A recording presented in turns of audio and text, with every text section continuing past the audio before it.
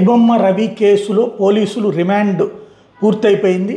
అతను 20 కోట్ల రూపాయలు అంటే ఇంతవరకు సంపాదించి 10,000 కోట్ల రూపాయలు మేము నష్టపోయామని ఫిల్మ్ ఇండస్ట్రీ చెప్తే అతను సంపాదించింది 20 కోట్లట.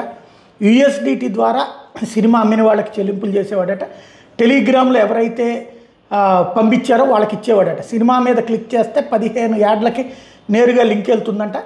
అలాగే ఏపీకే లింక్స్ పంపించి బెట్టింగ్ యాప్స్కి ప్రమోషన్ చేశాడు. అది ఉత్తుత్తు మాట. ఏపీకే లింక్స్ అయితే ఈజీగా తెలిసిపోతుంది. భారత్లోని ఐడిఎఫ్సి బ్యాంక్కి నిధులు మళ్లించాడు రవి అన్నటువంటిది తేల్చారు.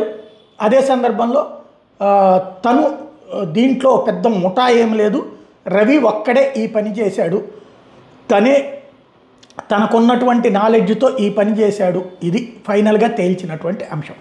కాబట్టి ఇప్పుడు అదే రవి ఏదైతే వీళ్ళ దగ్గర ఉన్నటువంటి సిస్టంలో ఉన్నటువంటి వీడియోస్ అన్నిటినీ మార్చేసేసి తీసేసి కేవలం కొన్ని మాత్రమే చూపించాడు అన్నటువంటిది కూడా తేలింది. ఓవరాల్గా చూస్తే ఐబొమ్మ రవి ఉదంతంలో మొదటి ఘట్టం ముగిసిపోయింది. మళ్ళీ కస్టడీకి అడగటం లేకపోతే ఇంకా రకరకాల ప్రయత్నాలు జరుగుతాయి. ఎక్కువ రోజులు జైల్లో ఉంచే ప్రయత్నం జరుగుతుంది. తను ఆల్రెడీ అరెస్ట్ అవ్వడానికి ప్రిపేర్ అయ్యే వచ్చానని చెప్పడం ద్వారా పోలీసులకి షాక్ ఇచ్చాడు ఐబొమ్మ రవి.